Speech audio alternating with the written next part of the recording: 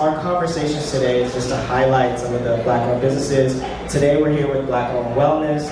They're an amazing brand, not only in LA, but just like one with yourselves, just talking about prioritizing wellness as well. I know that having a business is hard, but just being a person in general and being a Black person, just prioritizing yourself in this world that we have, especially the climate, the pandemic, just segregation, just any types of discrimination that we've had. So I just want to welcome them just to introduce themselves with that in mind. So we're just going to continue to have an open conversation. Like, feel free to join in and jump in, but it's just very fluid. Anything you guys want to contribute, like everybody who has a phone, like check them out, Black-owned Wellness. So do that and let's get started. Let's jump right into it. How y'all doing? Doing well. Happy Sunday. Happy Sunday. My name is Paris Coleman, co-founder of Black Owned. My name is Terrence Smalls, co-founder. So we are life and business partners. It's very interesting to work with my fiance as of a month ago. But it's been such a blessing and such an amazing journey. We started Black Owned last June, so right after the pandemic started, really as a way to encourage everyone to take more time for self-care. And COVID reminded all of us how important our health is, and really being aware of what we're putting in our body, who we're around, what energy we're giving is all important. So that's what we are trying to do with Black Owned, is make wellness fun and also expose our community to what wellness really means. We get that question a lot of like, what wellness are you focusing on, or what is wellness? And it's very specific to you. Self-care is a self thing. So we host tons of pop-up experiences like yoga and brunch, yoga mimosas. We like to make it fun. We do workouts and workshops, and really ways to nourish the body and the mind and expose you to what's out there. So there's Reiki, there's sound baths, there's yoga, there's HIIT, there's nutrition workshops, there's financial workshops, and all these things that make us whole is what we want to put out for our community.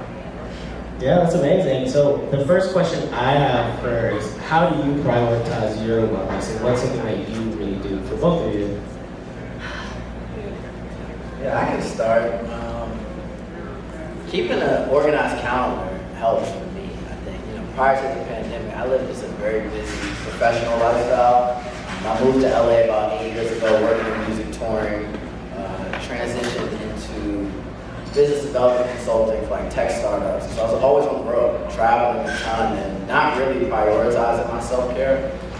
But with the pandemic, I got a lot of my time back. And with that, how I manage my time became very important. So when I wake up and have just more clarity around what to expect out of my day, it helps alleviate, a lot of stress. So I think just planning ahead was something that I wasn't doing the best job of. I was doing it, but much more with a professional intent and a personal intent.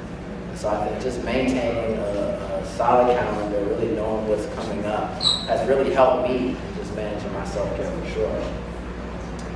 For me, I'm a yoga instructor, so I've been in yoga for almost 10 years now, and taking class and teaching is a huge form of self-care for me, because when I teach, I'm able to share my passions for just a practice that allows you to connect deeper with yourself. So that's really huge for me, and it really fills my cup. But when I take class, I'm also able to just focus on myself, the breathing, the movement, the release, all of that. I'm also having a morning routine, so I'm also a life coach, and I preach to my clients heavily about building that morning routine so that you can nourish yourself before you really get into your day. Okay, we're gonna get this a little interactive, right? So it's not just like people that just sound like, everybody has it figured out. It's like, I prioritize this. All right. So raise your hand if you prioritize your wellness. Has anybody taken care of themselves today? We're gonna call people. Maddie, how do you prioritize yourself? I use my schedule. I actually love that. One of my therapists once told me that anxiety thrives where there is no routine. So trying to fill my days with just really great things. Yeah, I love that.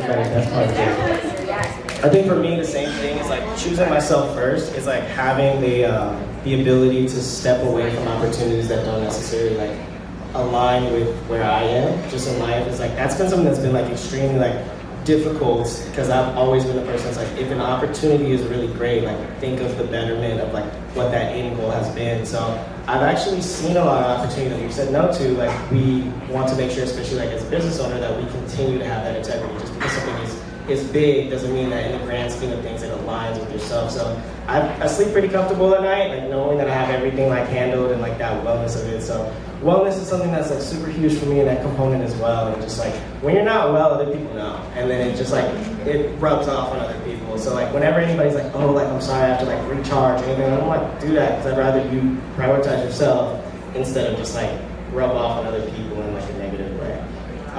With that in mind, so we're going to do a quick giveaway, right? So this next item, it's going to be somebody in the crowd, right, is going to win something. You just have to really, the next question that's going to go out is, you guys can choose the question, but the next person that answers this will win a canvas tote bag. So go ahead. Any question about what you guys do, any question about wellness or anything, completely up to y'all.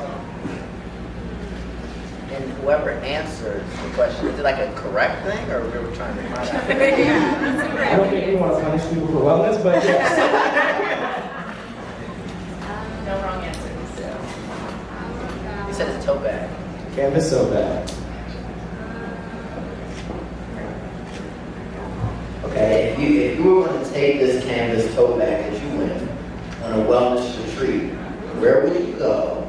And what 3 wellness-related items would you have to carry in your bag? I was ready for that.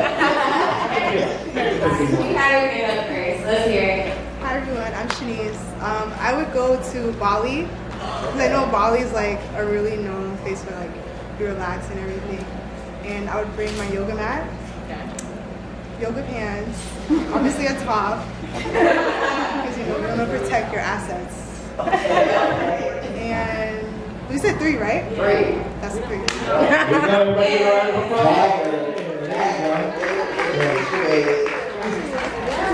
Yes, perfect. Okay, so let's just jump back into it. I know you talked a lot about the events that you have, a lot of the programming that you have going on within your organization and your brand of business. So talk a little bit more about that. I know that we spoke about Wellness Wednesdays, but tell us how we can find you and just plug yourselves. Well, first you can find us at Black Owned Wellness. From like, is it Black Owned? It's Black Owned, like owns. You guys know. And our website at www.blackowned.com. But basically, we try to host at least 2 events each month that are for the public and for our community. So we host a monthly yoga brunch in the Wood, which is in Englewood. So you'll come do yoga, you'll have brunch, mimosas, network after that. We do host a Wellness Wednesday at Soho House, actually around the corner. So if there are any members here at Soho House, come to our events Wednesday mornings at 8 a.m. We're planning a lot of retreats for next year. So we actually have a retreat in Belize that we're planning for April. We're going to do a winter retreat at Lake Tahoe in February. Those are kind of like Q1 goals for now. We did a retreat in Miami 2 months ago, but we really are passionate about making wellness fun. So we don't want it to be a restricted experience when you come and hang out with, like, we can work out and we can have a drink. Like, it's about balance. And I think that's a big part of what you're saying, Blake, of just like having that lifestyle balance. So get your work done and then nourish yourself. What does that mean to you? Yeah, sorry, I didn't mean to cut you off. I just wanted to know, kind of like what drives that inspiration. So like, where do you come up with the idea to say, you know what, we're gonna go to Belize. Like, we're about to just take everybody here, just like do these type of activities. What really kind of got you started on that journey? And then what continues to help you guys scale to put this in a unique experience for other people around? Well, I would say, as it relates to retreats, we like to travel. So that was at the core of it. What are things we would want to do anyway if they weren't for work? And then if we really are interested in doing these things, how do we open this up to our friends? Some people don't like planning. Some people don't know where to go. Some people don't know how to put together a program or a routine. And so that's where the business aspect came in. But I think for us, as Chris was saying, just celebrating wellness. I think we're social people. We like to hang out. And redefining cool is also something that we're passionate about. So when we're in LA, like, what are things we do this weekend? There are parties, there are day parties, but how many of these things allow you to really party with a purpose? And I think for us, adding this wellness element, whether it is over here to LA or a retreat, allows us to celebrate wellness and do social activities that have that, productive component or that self-care component to it. And so I would say that's definitely the, motivator for us. Yeah, and like T said, we like to curate events that we will want to go to. So we think of destinations we will want to go to. I'm actually half Belizean, so I've been to Belize. He's never been. So he's like, let's do it for next year. I actually hosted retreats prior to Black just being Paris, the yoga teacher. So I did a retreat in Greece 2 years ago, and that really motivated me to want to do it more. I basically got paid to vacation in Greece and host this experience for people. So I think that's where it starts from, and we now have that blueprint of how to host a successful retreat because we've done it before. I think another piece too, just to, like a lot of my friends, and shout out to the males and men in there as well, prioritizing self-care can be a challenge for someone. When I invite my friends out to work out or do things, sometimes you get that resistance, like, I don't want to do that, and later in the day you see them at a day party or doing like an activity versus like, but you got time for that. And so us being able to blend the two has been fun versus like, okay, how do we come up with experiences that are like undeniable? Why would you not come to this? It's a beautiful house, it's beautiful people, it's free drinks, free food, we got swag bags, giveaway items, and we're getting people to embrace wellness that wouldn't have naturally because they maybe didn't have all those different elements, or they had this preconception like, okay, I'm going to the gym, I don't want to go to the gym today. So with these experiences, it allows us to be creative and create environments that some people can be attracted to that would not necessarily think about going to a wellness. Yeah, I saw Vernon in the back. I'm gonna put you on the spot. Vernon actually, we started a venture called Check-In about 2 years ago. I was about like 205 pounds. It's a big boy. With that, accountability was definitely like a big thing, like getting people to like just be healthy, eat healthier. Like part of it was like working out, living like a new journey and everything like that. And Vernon was actually one of the people that was like, yeah, like prioritize yourself and like different aspects on it. And I remember I was sitting in the car with him and he goes, yeah, like, this is a lifestyle, man. Like, people want to hang out with me, but like, if they didn't work out with me, I don't want to hang out with them on Saturday and Sunday. I'm like, all right, bro, like, you got it on the wellness. Like, you're good, like, you're good. But he really would not, like, come to those events because it'd be the same things. Like, I'm working out at 7 a.m. on, like, Sunday. Like, if you want to go to brunch with me, you have to work out with me on that time. So there was a point in time where, like, he didn't hang out with people for, like, a month. But, like, when he did start, like, habitually doing it, you saw a lot of people, like, encouraged to live life in a new way where they're saying, like, and just certain habits that you have, whether it's, like, wake up every day, like, you journal, you go to church, like, you tune into church, you work it, you work out and incorporate that. It's, like, instilling in people and curating these experiences that people really love and appreciate. It's, like, now we're sitting here and having an event like this and just overall talking about just investing in yourself. You just feel good doing the exact same thing you have, but just refined. So that's really, really cool. I really appreciated that. Another thing, giveaway time. You ready? So this one is going to be interactive. Who has a phone right here? Raise your hand and give a phone. Okay, cool. So take your phone, follow them on Instagram. The first brand of your choice, and then we'll pay for that and continue to support them, be part of it. Everybody else who's part of it, use the code CISE-APP20. You'll get 20% off today only. That way you'll have that interactivity and be part of it as well. So I want to open it up to any questions anybody has right now. Like, just jump in. So anybody has anything that they want to know or be part of that they'd like to ask them? Vernon. What's up, y'all? Top of the top. Vernon, yes, the founder CEO of Sauce. I do have a question on this topic I've been wrestling with, for myself. When it comes to the topic of wellness, do you believe there's a such thing as a toxic wellness? And I guess when I think about defining that, like, an activity that may be like, oh, this is wellness for me, but it's like that could have negative impacts on somebody else. I don't know if that's really wellness. Like, is there any thoughts, or have y'all ran into any situations that Do you have like a specific example of like that activity you might partake in? I mean, like yeah, Sam, like, you know what I mean? I don't know, like, I'll say sometimes, okay, I love to work out, and sometimes people think that's, like, people that don't like working out judge me for it. Right. Like, if you're trying to get that, like, Keep working out. That'll be my Don't worry about that. obviously, I get it. Well, But, like, You know what I mean? Like some people, yeah, some might people, not. yeah, that's true. Is that like the question that you have, or is that? Oh, but I guess more so like, what's the checklist for you to know, like, okay, this is an actual wellness activity, or not, bro, you still covering something up? Like, Yeah. if I'm working out so I can like, oh, I'm only going to the gym to pick up on something, or is that really wellness for me? You know what I'm saying? Like, what's the checklist to know, like, oh, I that's a think wellness activity? intention matters. So your why is huge of why you're doing this. Self-care, like I said, is such a personal thing. So what works for me might not work for you, but overall it should enhance your well-being. So I think that is the criteria. Like, does this enhance my life in a positive way and not like cover up something like you said? But that would be my thought. Intention matters. Yeah, and I would just add to that saying, like pushing your beliefs on other people. I do see that a lot in wellness. It could be something, I see it a lot in the nutrition space. Like people like, I'm vegan, you know? So they'll look at you, or some people might look at you like, don't eat this, unless it's vegetarian, maybe they don't import.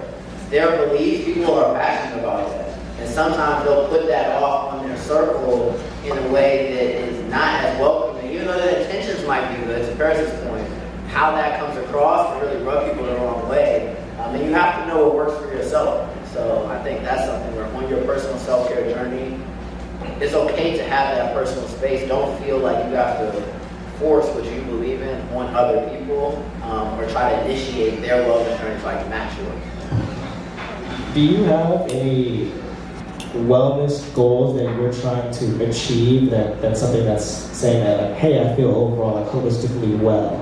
Is there something that you say, like, for example, if you're working out, some people aim to be a certain physique, but do you have a certain goal in terms of your overall wellness that you would want to overall achieve versus where you are right now? And if so, like, how are you working towards accomplishing that? I would say for myself, it's tough. Wellness is so broad. We focus on physical wellness, mental wellness, financial wellness. Like I have goals in all of those buckets. It starts with a personal feeling. I think there's a difference between looking fit and feeling fit. And so being comfortable with yourself is a big part of it. And so I don't have like an ideal body goal or weight or something like that, but I know when I feel healthy or when I feel strong. So some people are focused on going to the gym to have a six-pack or big biceps or something like that. But internally, they're not happy with themselves. Maybe they look a certain part. And so for me, I think that's the ultimate wellness goal for myself, is just like feeling strong and happy and content with myself. And then hopefully that radiates, you know, in my personality and around the people I'm with, you know, and attract them to feel that same way. For me, physically, I'm working on holding a handstand and doing the splits. So those are physical goals. Opening my hips more, engaging my core, strengthening my core, which helps with handstands. But those are kind of just like things that I've been wanting to do personally for like the past year, some 2021 goals. I think, like he said, there's so many realms of this. So financial wellness is something that I'm working on, just being more financially stable, reducing my debt, and nourishing that bucket, because it takes being aware of like where you are, how much do you spend, what do you really want, what goals do you have with this. Financial health is real, so that's kind of what is a big goal for me for Q4. I think just like holistically to what you both have said is just overall feeling like you can continue on with your everyday life and just feel good about the decisions that you make, and still being able to celebrate yourself without feeling like you overexert yourself to live in an image that you don't necessarily like. To upkeep it is one thing. So I think having event spaces like this where you can go to different buckets, like I was just looking around and like everybody just looks happy in their own area, where you have like, you've got the 360 photo booth, you have people dancing, but like I remember like 2-3 years ago, if a place had an open bar, like I would be excited to get invited to weddings, just because I'm like, oh cool, like an open bar. But now it's just really like, to have an open bar, like a curated experience, and people really aren't even like driven into that, they're driven into the intention of, oh, I can just be around amazing people, and like feeling overall like healthy and well is just such a great feeling. So like I'm just very happy to hear both of you have that, and I root for you for your handstand. Like that's yeah. And I agree with you. I think with us starting Black Owned, we've been connected with so many great people people who align with what we're passionate about. So just prioritizing yourself, being happy, no drama, like eating well, working out, just we've connected with so many more of those people since we started the company. And I think that's what life is about. You should be aligned with who your circle is and who you're sharing your energy with. Because if you're with someone or have a friend who doesn't care about exercising or the things that you like, you're gonna feel that that issue or that tension, should I say.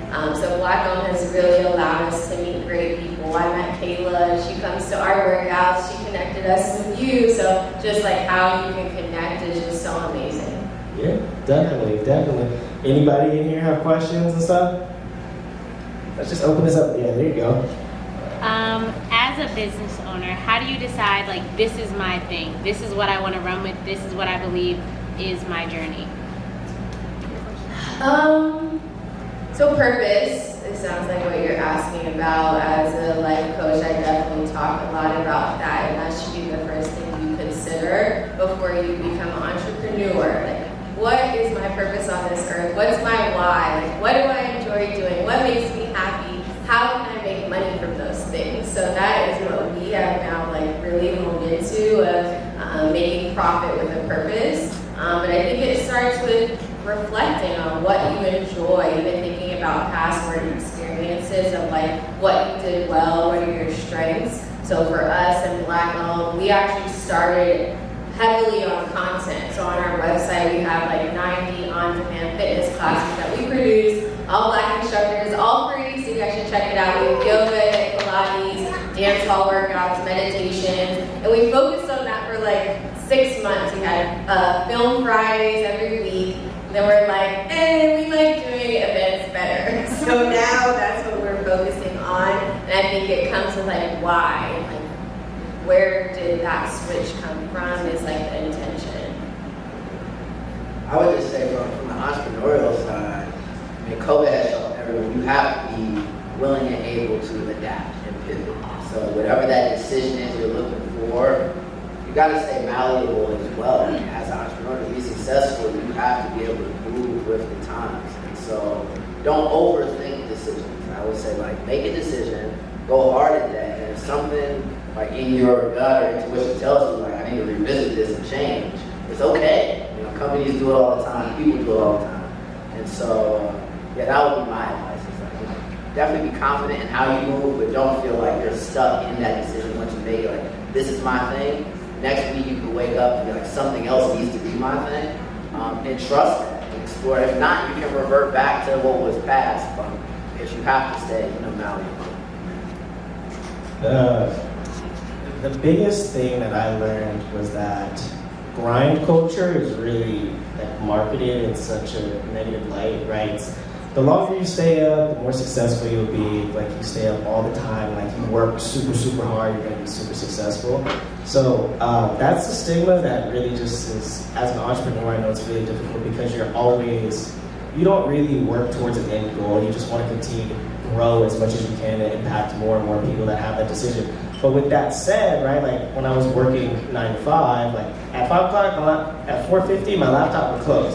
So I could walk away from those types of things. When I started my own business, I'm saying, okay, I have to hit this goal, and then I hit the goal, okay, cool, now I gotta do some other stuff. And things just keep on piling up. So just always making sure that you take time to invest in yourself, because I would stay up countless nights and countless hours just really trying to hit a goal that was unattainable. But I was really just doing that to hurt myself. And really, at the end goal is if you can't be there to celebrate what you're working toward, it's not even worth it, right?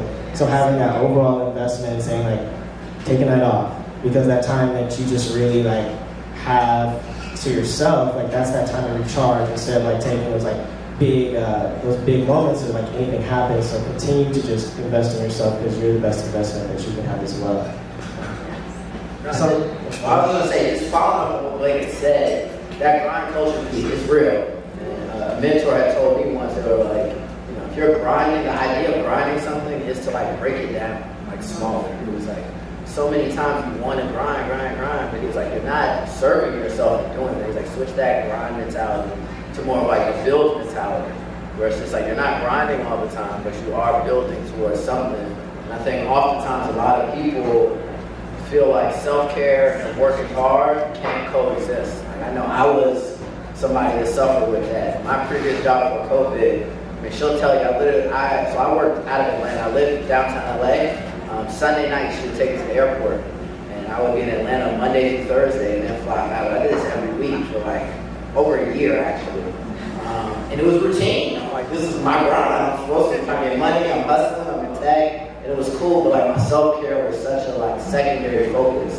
And I didn't realize how prioritizing my self-care would actually help with my professional productivity. And I meet friends and talk to friends, and they're in that space as well, where it's just like, okay, I don't make time for self because I'm busy working. And don't realize how much focusing on oneself can help that, professional output. And so I would just, really lean into that and take that time for yourself, and you'd be amazed at how much it really can help you grow in those professional pursuits that you thought maybe required more time than they did. It could be just becoming more efficient with your time and not just like a volume of time. And finding people that can really emulate or do something that you'd like to do in a more efficient manner. Right, I was, when we were doing the walkthrough for the venue, I'm like super tired, but like Sterling did the whole walkthrough of the venue with her mom. Like they just did everything. I showed up like super tired, like I just was up late. And I just had a conversation with somebody else earlier today. I'm like, yeah, I usually go to bed really late because we're working on international supply chain. Like we're up with vendors like, oh yeah, you're working like countless nights and all that stuff. I'm like, yeah, that's not good. Like I actually will start my days by about like 10 a.m. because I'm up later, but taking that time to prioritize just myself because I wouldn't be able to operate in that. Like when Vernon and I were doing our exercise in the morning, he would be up every day at like 6 a.m. And there was a point in time I'm just like, I just can't do this anymore. Like I just really cannot. And he understood. He's like, yeah, like you really have to invest in yourself, like figure out new ways and healthy habits that you have that are going to really help you in the long term, whether that's eating healthy or anything. And be like, yeah, I didn't work out today. He's like, did you eat a salad? And I'm like, yes, I ate a salad. So I really do think that's a really great analogy. So yeah. I'm wondering from a leadership perspective, how do you balance making sure that you're well while also making sure that your team is well? Because I know that it can get hard, especially not just for the head, but for everyone under. And how do you make sure that everyone's good, we're all pushing through together? How do you balance that? Well, first adjustment is to actually do activities with your team that enhance everyone. So if I'm gonna do a yoga class, it would be led for my team so that everyone is reaping those benefits. But the morning routine is huge. So like I said, taking that time for yourself, whether it is 30 minutes or an hour to just nourish you, whether it's meditating, reading, journaling, exercising, doing that for yourself is just a great way to feel better going into your day and to be a better leader. So allocating that time so that you can focus on just you without emails or communicating with anyone else, and then going into the day and working with your team too. I like to celebrate. So with my team, it's kind of with the team, I like to celebrate. So because our celebrations are really grandiose and a lot of fun, people work hard to attain the goal of something to celebrate, right? Like it feels kind of empty if you're celebrating something falsely. So having those moments where we say, okay, this is our 1 year, how much have we accomplished and how much have we gotten big? And like taking those ideas to really celebrate the fruits of what you put that effort into, people really work in a harder way. Another thing is when I communicate with people, the first thing I ask are like, how are you? Like, how is everything going before we get into everything? Because I just want to know, like, are you okay? Like that's the first component, because work is always done better when people are in a better headspace, and work is done better instead. Because I would really dislike when my manager used to just like throw work at me instead of just really just seeing like what my ideas were. It was almost robotic in a sense. But the times that he did ask, like, how's it going? Like, what do you think? And people have their own investment in themselves, that's when they produce proper work. And I think that emotion really comes first, and that will really showcase creative ideas, creative thoughts, and creative inventions. So, yeah. Before we wrap up, I want you guys to plug yourselves again, just to familiarize, so that way everybody's familiar with your brand. in addition to any upcoming programs that are coming up, so that way people can tune in, take part, and then celebrate you all as well. So on Instagram, we're at Black Owned Wellness. Our website is blackowned.com. Next month, we're planning to host another yoga brunch in the wood on November 20th. We're also working on a dinner party series where every month we'll host a dinner party curated by a specific chef. We have a lot of chef friends, which is a blessing. But making sure that our attendees are learning about nutrition during the dinner parties, but also making it fun, like you said, having that balance of we'll have wine or open bar with like a vegan meal, or we've also done a cannabis-infused dinner party, which was eventful. So we're gonna work on doing more series that just encourage you to think differently and do something different for sure. We also have an event next month. We are on our 6th one. I think we have an event called Gym and Juice. And so it's a 3-part wellness experience. It starts with like a HIIT workout, and that's about 40 minutes or so. Then it's a grounding yoga class led by Paris or another yogi. And then it has intuitive eating or like nutrition workshops.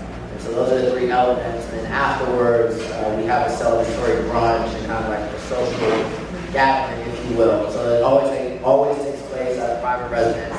Usually nice views, poolside. But yeah, so the 8th, tentatively the 13th of November. Yeah, and like we said, we have retreats coming next year. So Q1, we're planning to do something in February, and end of March going into April. So just stay in touch with us. We'd love to connect with all of you. Also, if you work for a job that could use some corporate wellness, hit us up, because that is another specialty of ours in curating like team bonding wellness experiences. So an example, the Gucci store at South Coast Plaza reached out to us to host something for their team because they were so stressed. So we did yoga, a sound bath, and team bonding exercises. But that's an example. Just throwing it out there. If you do work for a company that could use that. Well, thank you so much. We had an amazing panel. Everybody check it out. Let's get right back into the event. We're over here. We stick to celebrate them. And let's keep going, everybody. Let's go. Woo!